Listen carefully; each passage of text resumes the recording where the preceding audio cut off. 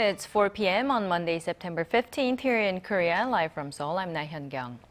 We start this newscast with Korea's National Security Advisor Kim Kwan-jin's trip to the United States. He is expected to meet with his American counterpart Susan Rice, and the two will talk about many issues, including providing aid to the U.S.-led fight against Islamic State militants.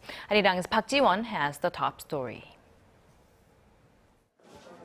Speaking upon his arrival in Washington for a 4-day trip for talks with U.S. officials, Kim Kwan-jin said Korea is looking at diverse ways, mostly in terms of humanitarian support, to help U.S.-led efforts to defeat Islamic State militants. Korea has already provided some $1.2 million in aid for Iraqi refugees. I think Korea can look into giving some additional support. When asked about the possibility of Korea joining in military action such as logistics support, Kim said the U.S. has yet to make an official request to Seoul. During his stay, Kim will meet with his American counterpart Susan Rice and other senior U.S. officials for discussions on a wide range of issues, including North Korea and the South Korea-U.S. alliance. Regarding the postponement of the transfer of wartime operation control from the U.S. to South Korea, Kim said talks will continue at an annual defense cooperation meeting set to be held next month in Washington. Seoul hopes to postpone the transfer by some 5 to 7 years from the currently set schedule of the end of 2015. When asked about the possibility of introducing the U.S. high-altitude missile defense system THAAD to South Korea, Kim said there have been no further discussions, nor had there been any agreement on the issue. Kim added the focus of his visit will be issues surrounding the Korean peninsula, including North Korea's nuclear and human rights issues, as well as American detainees in the north. Kim is scheduled to return to Seoul on Wednesday. Park Ji-won, Arirang News. And now on to the situation involving IS militants. The group has beheaded another Western captive, British national David Haines, who was in Syria to help people displaced by the months-long conflict in the region. Our Shin Se-min tells us more. British Prime Minister David Cameron has promised justice for murdered aid worker David Haines. At a meeting of the government's Emergency Response Committee on Sunday, Cameron said his murderers, those belonging to the Islamic State, were the embodiment of evil and precisely why Britain and the world needed to destroy them. They are killing and slaughtering thousands of people, Muslims, Christians, minorities across Iraq and Syria. They claim to do this in the name of Islam. That is nonsense. Islam is a religion of peace. They are not Muslims, they are monsters.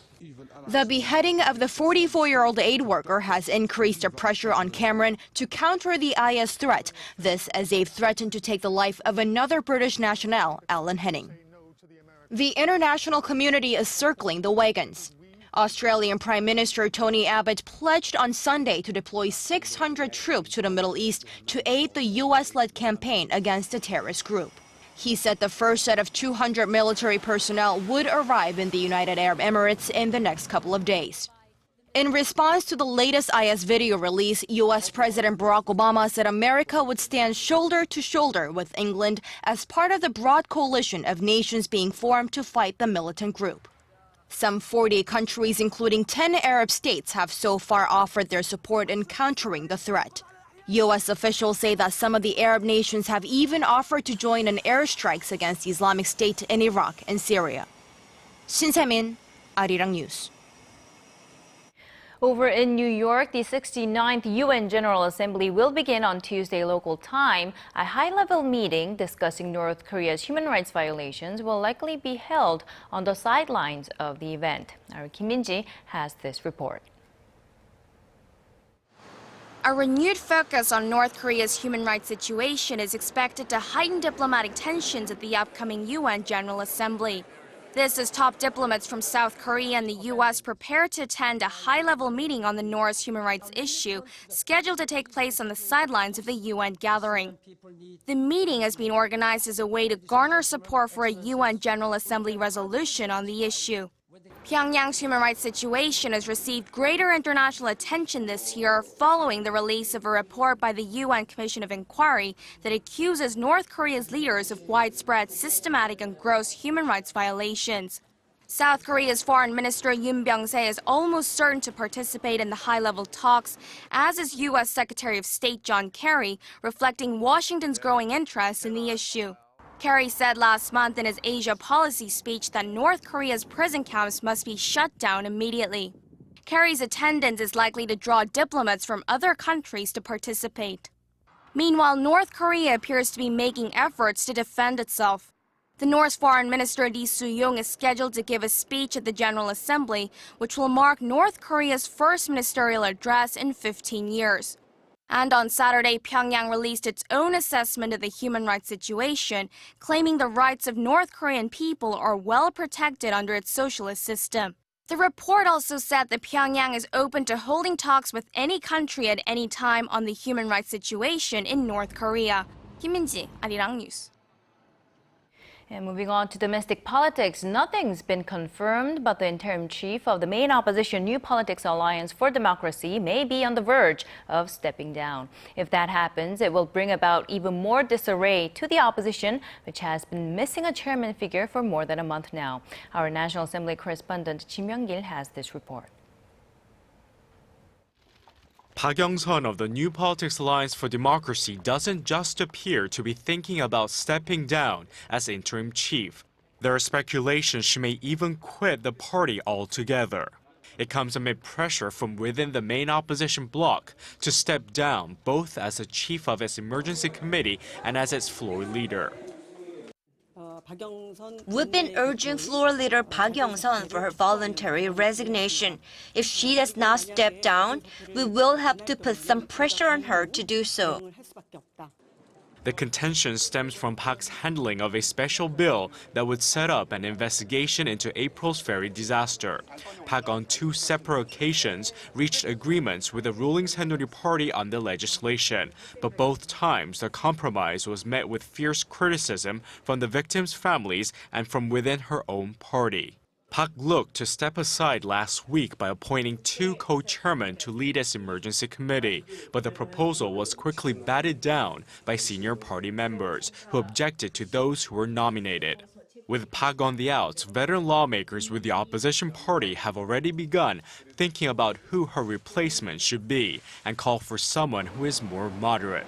Whoever that next leader is will walk into a party torn apart by factionalism and infighting. The party also remains at odds with the ruling Saenuri party at the National Assembly, which has passed 0 bills in recent months because of the ferry bill standoff. Ji Myung-gil, Arirang News.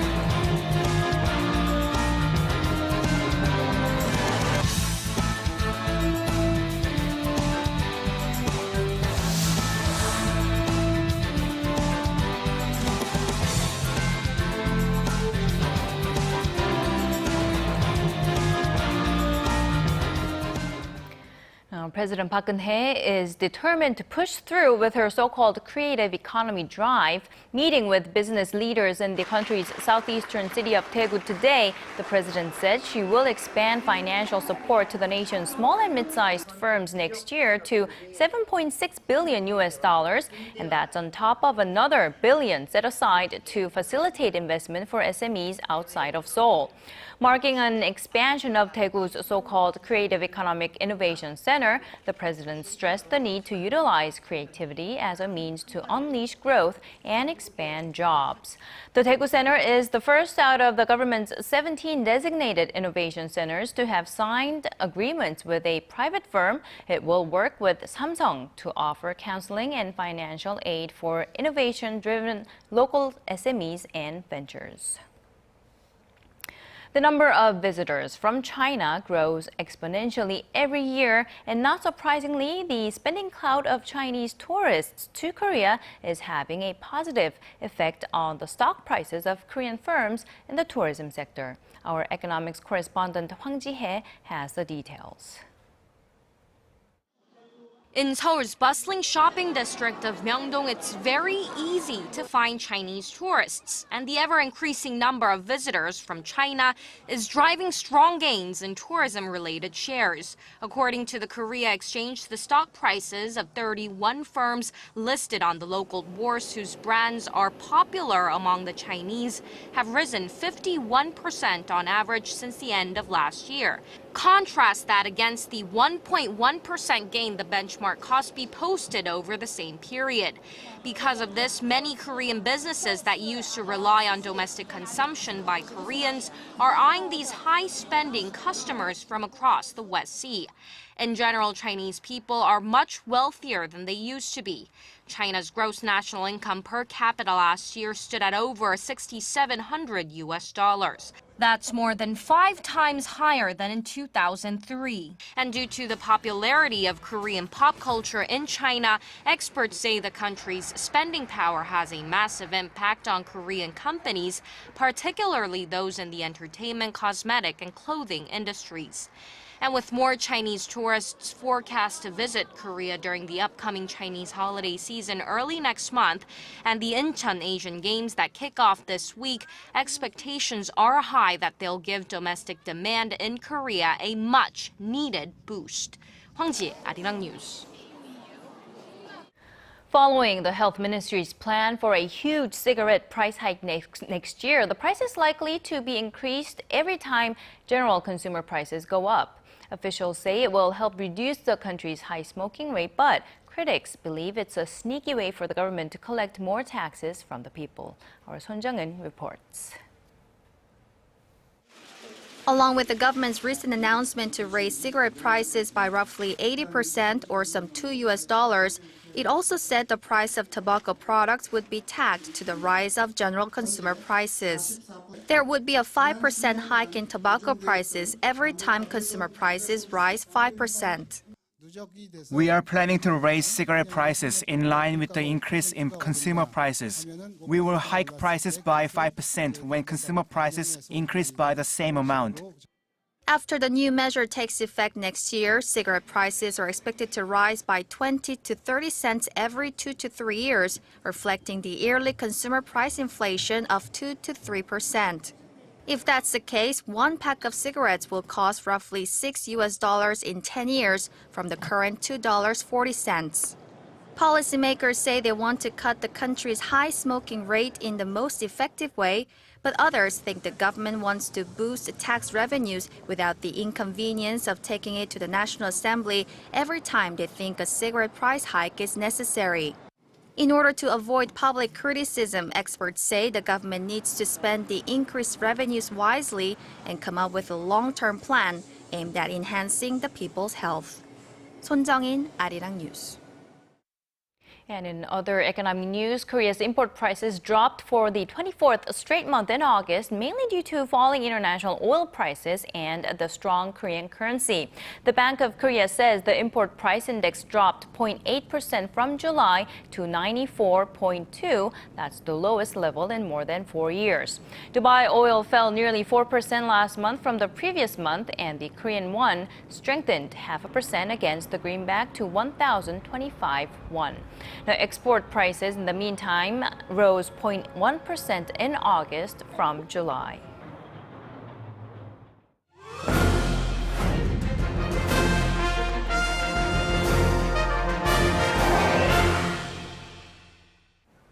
Despite some controversies, 3D printing has been acknowledged as one of the key technologies of the 21st century, and Korea is one of many countries looking to expand the scope of the 3D industry. Here's our Kim Ji-yeon with this week's Industry Insight. In the beginning, it was the cool factor that early adopters recognized from 3D printing. And the early players like Stratasys, 3D Systems, and Shapeways from the US and Japan's DMN were quick to cater to hobbyists and industrialists with an eye on the future. In Korea, those first in line for a 3D printer include researchers in the medical sector looking for innovative ways to treat patients. For example, a local hospital, St. Mary's Hospital of Catholic University, successfully performed an artificial joint treatment earlier this year by using 3D printing to make customized prototypes. And the hospital says it wants to try to expand the technology to make functioning organs in the future. Other large hospitals are racing to patent the three-dimensional printing technology that will be used for skull or dental implants and drug delivery agents in the human body. But despite these promising signs, the 3D printing technology is currently in its infant stages in Korea. Barriers like price and usability are preventing mainstream users from getting their hands on the technology. But some 3D printing companies are trying to change that. Take a look. 3D printers aren't as commonly used by average consumers in Korea because of its huge price tag. The hardware sells at around $2,000 US.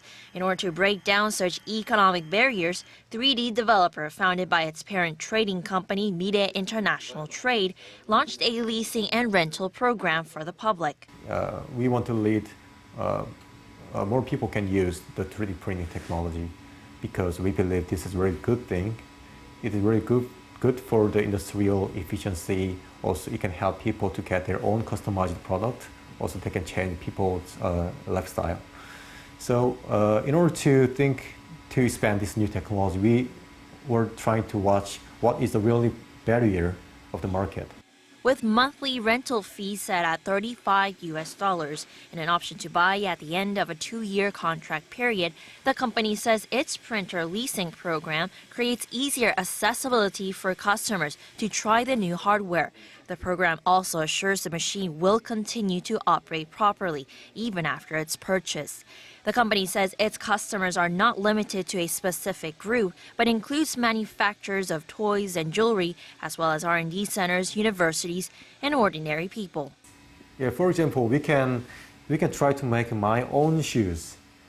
Maybe somebody can scan my feet, and then maybe we can design. We can change some design to make my own shoes, and then I can just print it. Another company is also trying to widen the use of 3D printers by making the hardware more easy to use for the average customer. Open Creators, the country's first startup company in the 3D printing industry, says its printer, called the Almond, is by far the easiest printer to use yet. For most people, it takes just the afternoon to get it up and running. Almond has an auto-leveling function. It checks 9 points of a surface and adjusts the appropriate slope of the bed, eliminating the need for the user to manually attach any nuts and bolts.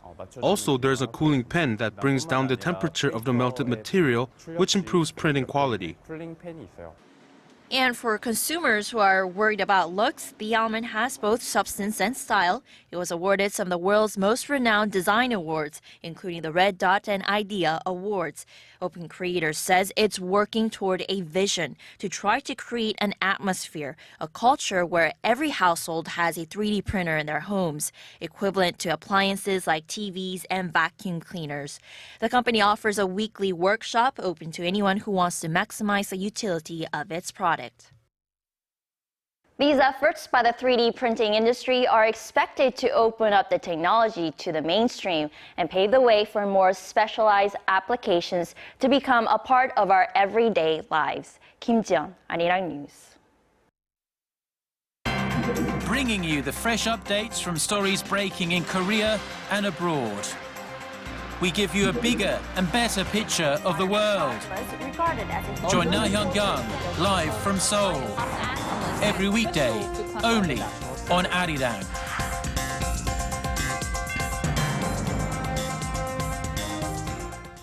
The the final LPGA major of the season, the 2014 Avian Championship came to an end in France on Sunday local time, and Korean teenage golfer Kim Hyo-ju took home the top prize in dramatic fashion. Arirang's sportscaster S.J. Lee reports.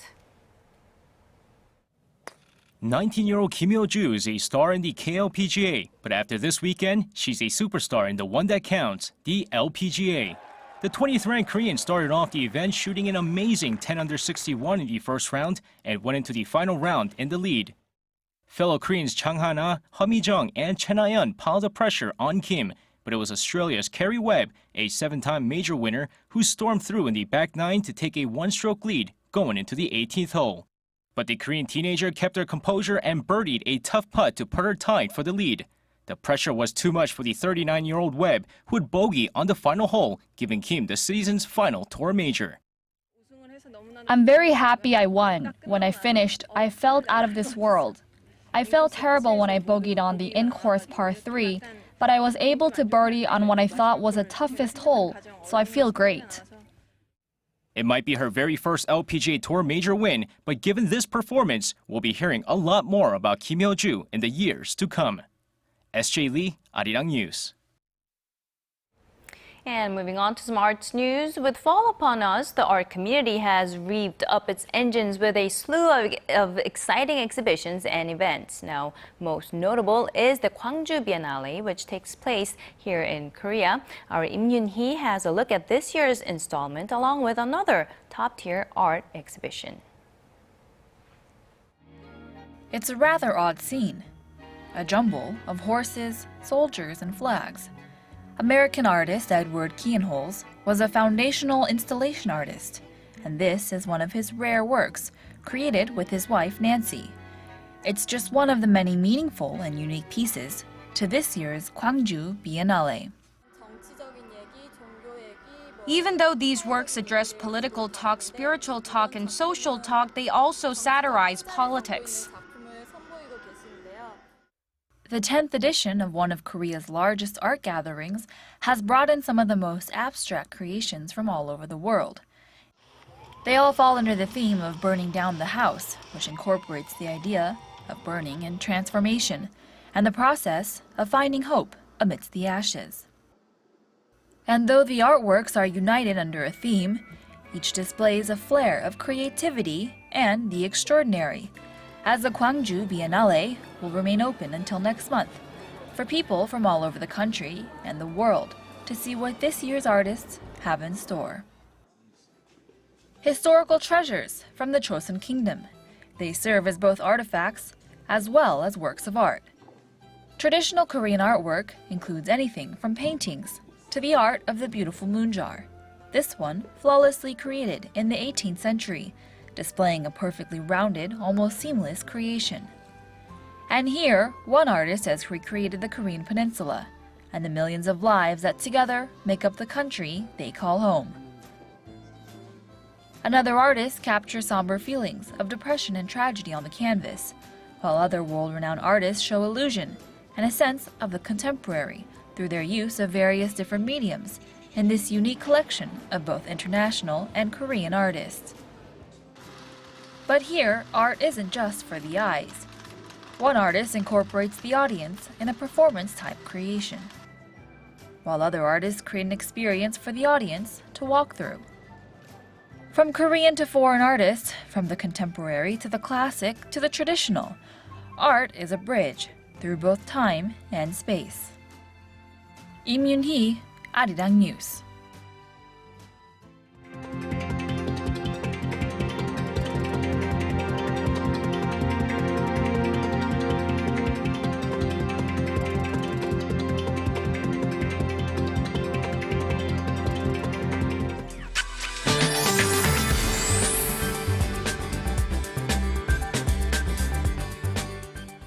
Good afternoon, I'm Michelle Park here with the latest weather forecast. We're having a nice fall weather today with cool breezes blowing across the nation, and due to the cloudy skies, daytime highs are staying in the low to high 20s, which is slightly lower compared to the last couple of days. And starting Wednesday, we can expect those temperatures to really drop a bit.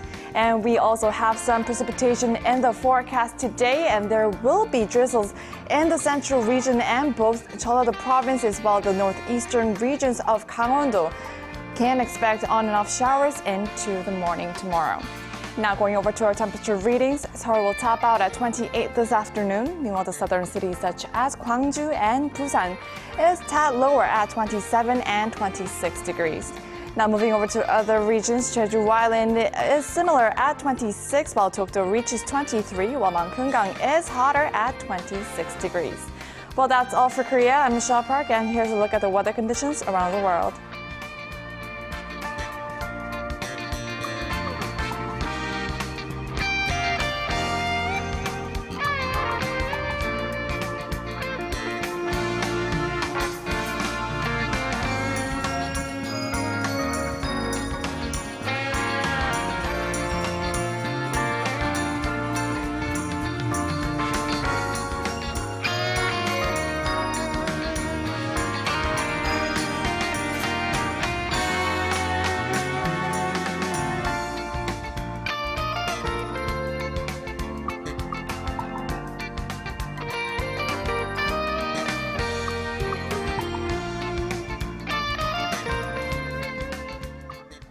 And that's all we have for you now. Thank you for watching. I'll be back with more updates at our next newscast at 6 p.m. Korea time.